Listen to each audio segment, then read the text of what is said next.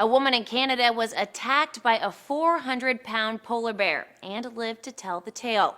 She and her friends were just crossing a street when they spotted the polar bear. Seconds of seeing him, he was already like on my head and just kind of scratching at me and biting my head and pulling. The bear apparently chose green out of the group. She said, "My friend started running, but the bear was so quick and it was so close to us, I knew that it was going to get us.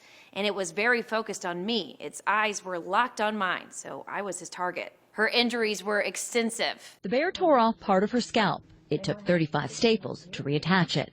The 400-pound animal also sliced open Green's knee, bit off a chunk of her ear, and left puncture marks in her arms. A 69-year-old man was watching TV when he heard her screams. He managed to hit the bear in the head with a shovel and got it to drop her. He also suffered injuries and was hospitalized. The town of Churchill in Manitoba is famous for living closely with polar bears.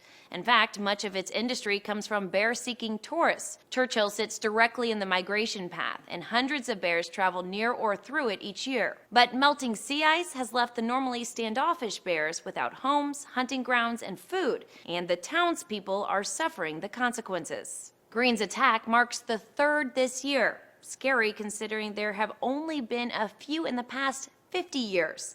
Wildlife biologist Tom Smith said it's because the bears are getting desperately hungry. Most of us expect to see an upswing in human-bear conflict because the animals, as they get more desperate, start taking more risks. The community that is speckled with ambling polar bears has organized a fundraiser to help Green with her emergency airlift bills. For Newsy, I'm Carissa Lathan.